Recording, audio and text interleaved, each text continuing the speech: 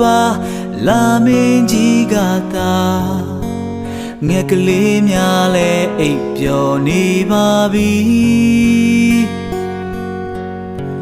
ကံရည်ပြင်းကြီးလဲ